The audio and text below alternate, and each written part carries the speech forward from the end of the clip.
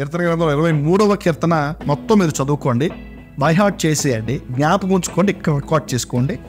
దేవుని యొక్క కాపుదల ఏంటో, యెహోవా నా కాపురి నాకు లేం కలదు, పచ్చిక గల చోట్ల ఆయన నన్ను పరుండి చేర్చుంది. ఎంత గొప్ప వాగ్దానం చూడండి. దేవుడు మనల్ని ఎంత ప్రొటెక్ట్ చేస్తున్నాడు. 91వ దావీదు కీర్తన ఇది మీరు చదువుకుంటే దేవుని ప్రొటెక్షన్ ఏంటో పరిపూర్ణంగా మీకు అర్థమవుతుంది.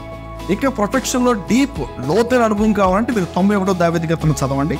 దాని గురించిన వివరాలు గతంలో మనం సందేశం కూడా ఇచ్చాం. దాని డిస్క్రిప్షన్లో కూడా ఎవడో జరుగుతుంది. లేదు అంటే ఛానల్ వెతికి అది చూడండి. మీ ఆత్మీయ జీవితానికి అది ఎంతో మీకు ఉపయోగపడుతుంది. ఉపయోగపడాలని విషయాలు కదా మేము చెప్తున్నాం. ఎంత ప్రయాస, ఎంత కష్టం, ఏమండి ఎంత షూటింగ్స్ ఇవన్నీ చేసి ఎందుకు అందిస్తున్నాం, దేనికి అందిస్తున్నాం అంటే ఆత్మీయ జీవితంలో ఒక మెట్టుకి ఎదగడే. మనం అందరం దేవుని రాజ్యం కట్టే పనిలో ఉన్నాం. కాబట్టి ఈ రాజ్యం కట్టే పనిలో ఉన్నాం కాబట్టి ఈ రాజ్యం కడుతున్నప్పుడు సాతాను ఆ రాజ్యం కట్టినప్పుడు కడుతున్న పనిలో ఉన్నాం కాబట్టి ప్రార్థనాపూర్వకంగా అందరూ ఆయా ప్రాంతాల్లో, ఆయా దేశాల్లో, భూమి నలుదిక్కులు కూడా ప్రభు యొక్క రాజ్య స్థాపన అనేది జరగాలి. కాబట్టి ఈ భారభరితమైన పరిచర్య కోసం మీరు అందరూ ప్రార్థన చేయండి. 23వ దావీదు కీర్తన చక్కగా చదువుకోండి. ఏమండి దేవుడు నీ పట్ల తనకున్న వాగ్దానాలు ఎన్ని ఇచ్చాడో అసలు ఊహించలేని మన్ని చదువుకోండి.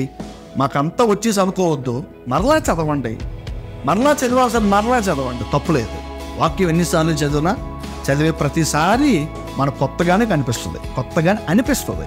అలా బైబిల్ గ్రంథం పరిశుద్ధాత్మ ప్రేరణ చేత డిజైన్ చేయబడి, అది స్వార్థ పుస్తకాలు, న్యూస్ పేపర్స్, లేకపోతే టీవీ న్యూస్ కాదు. అది బోర్ కొట్టిడే. ప్రతిరోజు చదువుతుంటే ప్రతిరోజు కొత్త అనుభూతిని, కొత్త మాధుర్యాన్ని అది మనం పంచగలుగుతుంది. మనం చదవకుండా ఉన్నాం కాబట్టి దాని విషయం మనకు తెలియట్లేదు. చదవండి. వాగ్దానాలు మీ జీవితాల్లో ఖచ్చితంగా నెరవేర్చబడతాయి. దేవుని స్తోత్రం.